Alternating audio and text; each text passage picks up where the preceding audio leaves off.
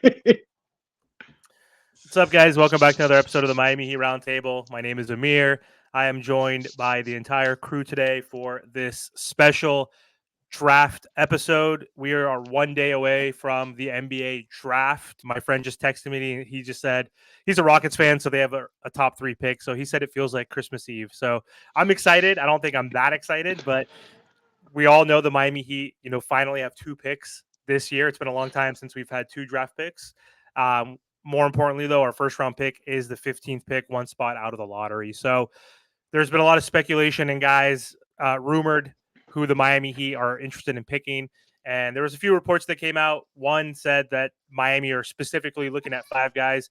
I don't know if all will be available, but they mentioned Khalil Ware, Zach Edey, Devin Carter, Ron Holland, Isaiah Collier. So, guys, I wanted to talk to you about this report, and I want to hear from you guys specifically. Who do you predict the Miami Heat are going to draft, and who do you want? So, Ernest, let's start off with you first, if you don't mind. Yeah, bro. I mean, I think the Heat are lacking 2 things. One thing that we've all talked about during the whole season, size. Size is an issue. And I know a lot of people are loving Zach Edey. That's Hassan Whiteside 2.0. If I'm the Miami Heat, I'm staying away from that guy. It's not going to work with this system. The guy that I'm looking at, Kel Elware from Indiana. Average 16 points a game, 10 rebounds, 42% from the 3-point line, 3 attempts a game. He's also amazing in the defensive end. He averaged 2 blocks a game. He's 7 feet, 240 pounds. This is a guy that can either come off the bench for Bam Adebayo or start next to Bam Adebayo. And that way, Bam can move to his natural position, power forward. And the last time that we saw Bam as a power forward, who played the center? It wasn't Hassan Whiteside. It was Kelly Olynyk and Myers Leonard. We've seen in the past that if you put a stretch 5 next to Bam, it works. But Kel Ware is different. He's not a slow stretch 5. He's one of the fastest players in the NBA draft. So this is a kid that not only gives you what you need, which is length, defensive presence, and an interior presence, but he also gives you what you need in the offensive end. If Kel Ware is there in 15, I'm taking him. Martel, who do you think, in your opinion, the Miami Heat should draft? We know we just saw a report a couple days ago or yesterday saying that Caleb Martin is opting out, which we already knew. So I know Jaime can kind of fulfill that position a little bit, but we can get a wing player, a point guard, or a backup big. There's a lot of holes we need to fill. So what do you think we should do? Yeah, so it's like you said, like when it comes to the Miami Heat, we have a lot of holes to fill. I'm not really big on drafting a point guard right now, only because you could pretty much find a guard almost anywhere. You know what I mean? You could really get a guard from almost any trade or really just off the G League alone. I think that the Miami Heat, they need athleticism. I think that's one thing that we really haven't had. Outside of Bam Adebayo and a little bit of Caleb Martin, we have no athleticism. We have no guys really jumping out the gym. There's 2 guys that are on my radar. Tyler Smith from the G League Ignite. He's 6'11", great handle. He could shoot. He's a lefty. He can give you, or at least plug most of the holes that we need on this team. Same thing with Tristan Da Silva. I think that he's a great 2-way player. He's a senior. He's 22 years old. He's kind of gonna fill that Jaime role that we need. We need a lot of 2-way ability and just overall defense. So when you look at a guy like Tristan Da Silva or Tyler Smith, you really can't go wrong with either of them. Trent, what about you? There's a lot of guys that seem to possibly slip. I've heard from you and Martel in the past that this is not a top-heavy draft. We're not going to get any Hall of Famers. There's no superstars in this draft, really, but there are going to be a good rotational players and role players. There's guys like Ron Holland from the G League who might fall. Are there any guys that you think would fit with this Miami Heat? Man, listen, bro. Listen, bro. Let me get this straight. I read all my comments. I read everybody else's comments every time we make a video. And what we talk about is trade rumors all the time, right? And when I read my comments, the specific comment says, I don't want anybody if we're not going to go all in. If it's a minor move, I don't want it. If it's Isaiah Stewart, he ain't going to help us win. If it ain't Donovan Mitchell, if it ain't this, that, I don't want it.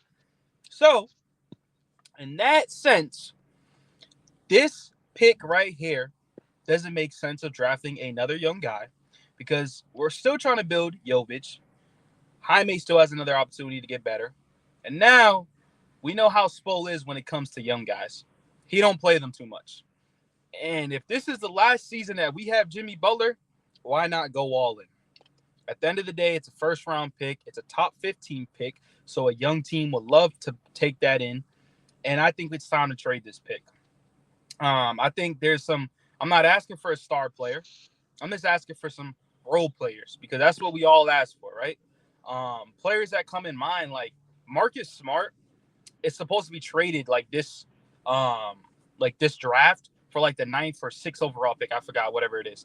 But like something like that, like a minor move that can improve your roster like dramatically, right? Like Marcus Smart to this team would be huge. Perfect. That would be a perfect trade. Exactly. So like that's why I'm willing to trade this pick. And if we can't trade it, it's fine. But you still got to give calls. You still got to see this dumb truck wants to make mad noise right now as I'm trying to make this video, bro. Jesus Christ. But so if you're available to you call some teams to see what they're offering, and if you don't like anything, fine, go with the players that y'all naming and stuff like that. But I just feel like for the first season as the rookie, unless it's Jaime, I don't see him doing too well, even whatever player we get, because there's good players here, but it's going to take time to develop. Even the first overall pick, it's going to take time for him to develop. The second and third, they're all going to take time. There's not a legit star in this draft where it's okay, he's ready now to carry this team like a Victor or a Zion back then or a job. So it's just I'm looking to trade this pick and see what else the Miami Heat can do, because like I said, we don't know what we're going to do with Jimmy. Are we giving the extension or not? And if we don't, this is the last season that we're going to go all in my opinion. So, yeah. I think that's a great one, bro. The Marcus Smart trade, beautiful idea. If you're able to trade the 15th pick, you may have to attach future draft picks, maybe like a young piece like Jovic or someone like that. But if you're able to get Marcus Smart and keep Jaime Jaquez, look at that. You can plug in Marcus Smart next to Terry Rozier as the starting backcourt. That boosts up your defensive presence. You can have Tyler come off the bench as the sixth man, or you now have the flexibility to trade Tyler and keep a guy like Duncan Robinson. Marcus Smart is a beautiful trade. Will it happen? I would give that like a 5 to 10% shot. Chances are that won't happen. I will say this to Trent's point. Drafting a young piece is kind of difficult when you're a contending team, especially with a coach like Spo. He doesn't really trust young guys. We've seen what he did with Jaime Jaquez, but Jaime Jaquez had 4 years of experience. So if the Heat draft a guy like that, he can help immediately. But remember the Christian Brown effect in the 2023 NBA Finals. He came off the bench for the Denver Nuggets, and he single-handedly won them a game against us. That's kind of what you're looking for in a rookie for the draft, not somebody who's going to be a future Hall of Famer or who's going to be an all-star. When you're a contending team picking at 15, I feel the best draft pick you need to make, who can help us fill us a hole, who can help us win games, not just in the regular season, but potentially in the playoffs. So you got to stay away from the 18-year-old guys at that pick. In my opinion, get a guy who's done 3 years of college, a guy that has a lot of experience who can help you win now. And then another thing to Trent's point, you can still trade the draft pick. If you trade the draft pick, if you draft the pick, all you got to do is wait 30 days and then you can trade it. So just because we make a pick and we don't make a trade on draft night doesn't mean that pick won't be traded. I will say though, right? A player that I do like is Toppage, and I know we talked about him before, and I know he won't be ready this year, and he probably, I don't know how that thing is going to go with his injury. It's a minor ACL injury. I think he'll be ready.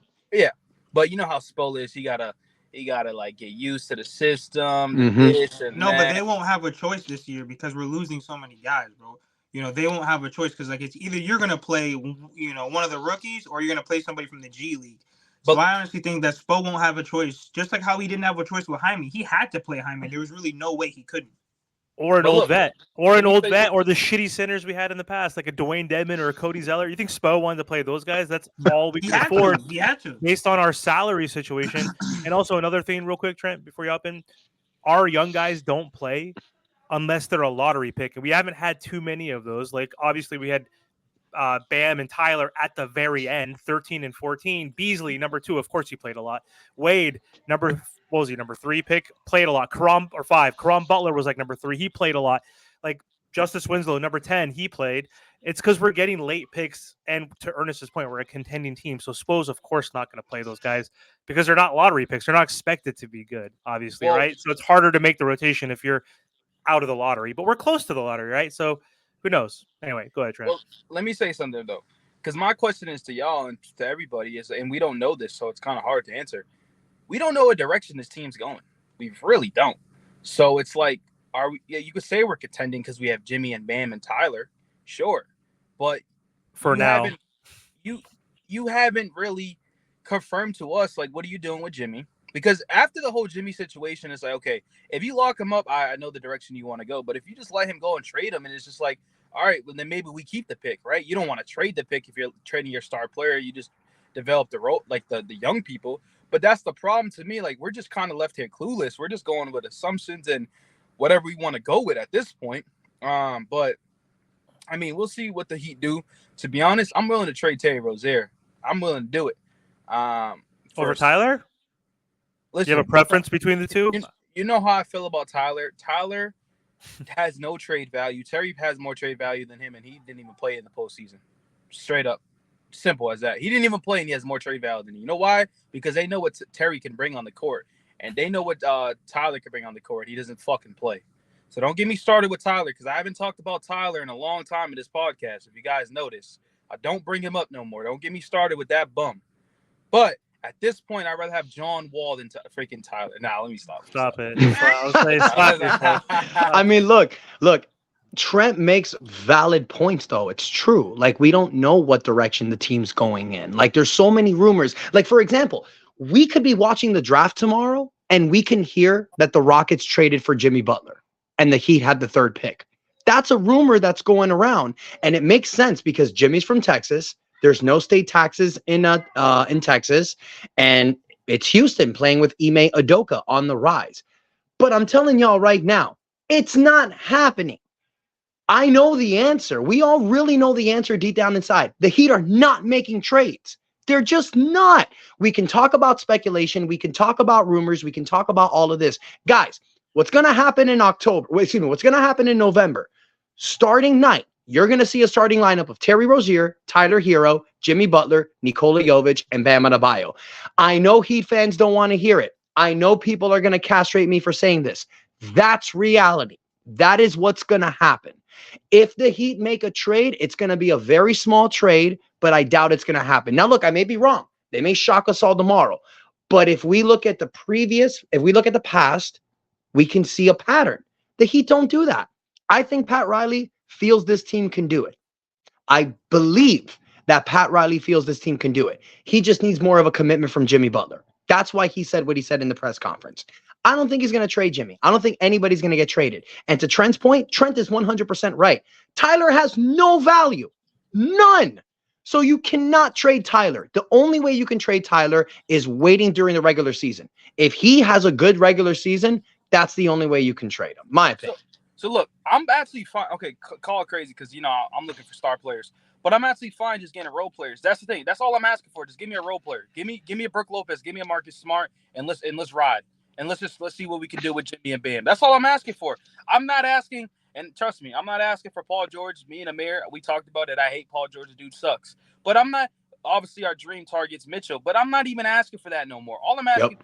Give me a Marcus Smart. Give me a Brook Lopez. Give me this type of role player that could put like energy on this team and like boost all-star roster. That's all I'm asking for. Yeah. We need high-level role players. That's because it. Facts. When you look at the Big Three run, because like a lot of people don't like veterans, but when you look at our Big Three run, we always only had veterans. We never really had young guys on our team. We had Ray Allen, Birdman Anderson, Rashad Lewis, Mike Miller. So that's why, like, when I look across the league, like Torian Prince, John Wall, Bol, like all we need is just veterans or just players that are established in the NBA around Bam and Jimmy that can help complement our best players. Well, listen, we might not like it, but guess what? We can still keep Jaime. We can still keep Jovic, and guess what? We can at least make a run with a better overall team. Because listen, if we're gonna have Cole Swider and all these other people, Jamal Cain on the bench, we're wasting our time here. We're wasting our time. I would rather go get an actual NBA player with actual NBA talent on this roster. And man, don't make that face. You said, Yeah, don't make that face. Don't make that face. It is what it is. Because we have no money. Hey, Bol is better than anybody off our bench. Thank you. This is why, ladies and gentlemen, Trent does not know basketball. He said Bol's better than Jaime. Come on. You think he's better than Duncan Robinson? Value? I mean, you can't compare them. No, I wouldn't. You know what he's talking about. He's talking about Jamal Cain. He's talking about Orlando Robinson. At least compare him to the centers before you say anybody on a roster. Sure. Now you're trying to be a smartass, but you know Bol has potential, and you know it, true. Yes, at 7'4"? Like, come on, bro. The Heat had him and they let him go, so I'll never understand that one. Never understand. No, they traded the pick, so they picked him for Denver. Essentially, they never had the pick. I thought they had him. Oh. Let's they be picked honest. him for Denver specifically. If Duncan's back is never fine, yeah, Bobo's better than him because Duncan can't play. Why are we talking about Bol, dude? The guy's like I'm just saying. He's a journeyman for a reason. You think basketball coaches and organizations don't realize a guy's a scrub if he's a scrub? Come on. Real quick. We're talking about Bol. Mayor, you got to realize these are the type of players that he go for. So that's why we're talking about it. They're not going for nobody else. And they don't work. Trent, you probably don't remember this shit. You know who Greg Oden is? Do you remember him on the Miami? No, that's completely different. Greg Oden was at the end of his career. You remember Eddie Curry? Okay, I'm just saying, like, fine. I guess you're right. He's a lot. I don't want Drew Smith. I don't want Drew Smith when you can get other NBA guys that are across the NBA. Dennis Smith Jr. He's a great other piece. Why would we have Drew Smith on our roster when we can get established NBA players? And I think that's where this Miami Heat roster is flawed because we have too many people that can pretty much do the same thing. Caleb, Jaime, they could do the same thing. There's no athletes on this roster outside of Bam Adebayo, and this is the NBA. Yeah. And we have to, and this is why this draft is important, honestly, because we have no money right now as a first apron team. Like, we're talking about Bol and like Torian Prince. Like, any of these guys Russ Westbrook if he opts out at age 35. Like, no, but you do that because they're going to help the roster because when Jimmy's out, you need people to step up. And guys like Russell Westbrook, he's going to step up. Guys like Torian Prince, all those role players, that's where you need high-level role players. But how am I going to push Jamal Cain and Jamal Cain don't play? How am I going to push Jamal, all these other guys that they never play, they don't have any NBA minutes. Why am I going to put them out there when Jimmy Butler's hurt? Get it, Trent. Get it, Trent. Hold up. Good point. Hold up. You did not just come at Russell Westbrook talking about like that's a bad fucking pickup. Yeah. I know. Russell Westbrook will be the best player off our bench 120%. Absolutely. And he would actually play 82 games. Yeah. Unlike Jimmy Butler and Tyler. No one plays 82 in this pussy era of basketball. I mean, but no, he does play. Not 82. Does. You need guys not now. Play, and you need guys that are not going to just get randomly in. Bro, this roster, everyone like on this roster gets hurt. Tyler's going to miss games. Caleb, we don't even talk about how injured he was this past season. He missed like the first 20 games of the regular season. Yep. We need guys who are going to play it. And I think if we can have consistent play from our role players, our team looks overall better. But you can't have a roster where, 5 guys are missing 20 games or 15 games at a time. That's why the 2025 season is going to be so interesting, Martel. And I love that you just mentioned that, bro, because I think the problem that we had all season, and this is something that we talked about, and Martel and Trent would say it until their skin turned blue. Jimmy Butler doesn't try in the regular season, and we would all go back and forth on that. But what if you're Spo? What's the argument that you have? If you're going through the 2024 season and you see Jimmy coasting and you come to Jimmy and you say, bro, I need you to play harder. What's his response? What's the thing that Jimmy always said during the regular season? We'll be fine. But go ahead, Marcel. But they didn't build the roster properly. So what I mean by that is they know Jimmy Butler's going to coast. If you know your best player is not going to be there all the time, why wouldn't you surround him with proper talent to help carry him through the regular? That's the part that I don't understand. They didn't have the money. For the past 4 years, he's been load managing. That's fine. Yeah. That's cool. But if you know that, you can't have Jimmy Butler as your best player and then have mediocre talent next to Tyler and Bam. You can't do that. So here's why. And this is the reason why I was saying what I was saying. I think Spo's going to have a lot more leverage because whenever he would go to the guys, I'm sure the players were like, oh, we were the 8th seed last year. Look what we did. We'll be fine. Remember 2022.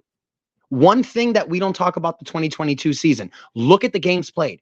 Jimmy only played 58 games, and we were still the 1st seed. Why? Because Gabe Vincent, Caleb Martin, Max Strus stepped up. Kyle Lowry was holding it down.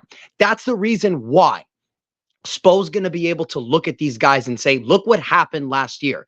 You guys fucked around during the regular season. We had a terrible season record, and look what happened in the playoffs. Now you guys need to step up. I think the Miami Heat players are really going to look at themselves. Now, we don't know what it is. Is it really Miami Heat culture? We're going to find out, because this season, if we see the same team do what they do during the regular season, we know this build is over.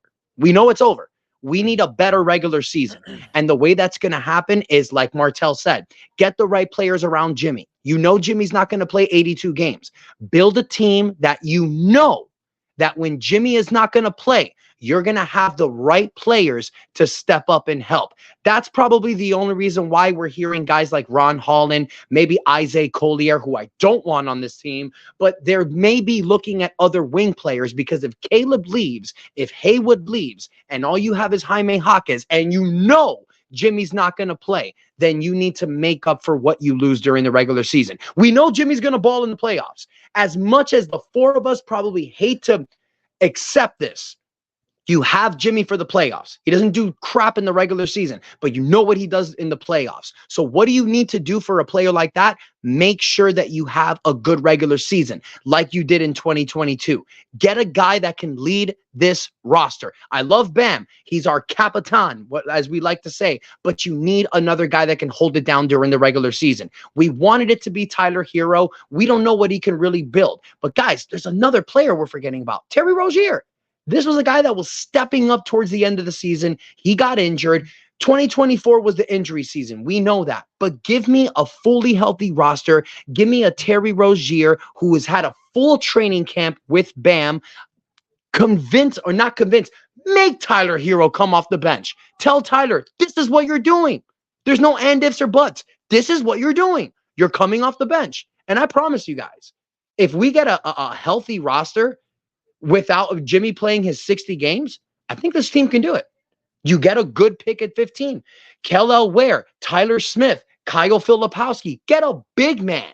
Get a big man that can space the floor. For God's sakes, this is the problem that we've seen. We saw it against the Denver Nuggets. We had no size. That's what I feel we need. Sorry to go off on a tangent, but Jesus Christ. We'll see what happens. Take it away, Amir. Yeah, we'll see what happens. There's a lot of smoke right now. Usually where there's smoke, there's fire. There's new Jimmy rumors every single day. So Every day they're saying the Knicks are interested, the Rockets, the Grizzlies are interested, apparently, possibly in adding Jimmy Butler. So again, where there's smoke, there's typically fire. So who knows what can happen? I don't want the Miami Heat to trade Jimmy Butler, but it's possible. I don't think it's going to happen, but it is possible. I mean, when this many reporters are talking about something, like, there is a likelihood. It's not all BS, but I don't think it's going to happen necessarily. I think we'll come to some sort of agreement. I know Trent will be pissed off about that, but who knows? Draft nights are exciting. You know, trades happen, and who knows? Maybe number 15 could be our Devin Booker, right? Our Al Jefferson, Kawhi Leonard, Giannis Antetokounmpo. I can't even say his last name right now. Antetokounmpo, the Greek freak, got picked at 15th. You never know. So who knows? This could be a big day in Miami Heat's future tomorrow. We'll see. But I think that's it for our kind of draft episode, even though we went off on a little tangent. But Martell, is there anything you want to close with? Make sure you guys like, share, comment, subscribe, and thank you for all the support. And that is enough.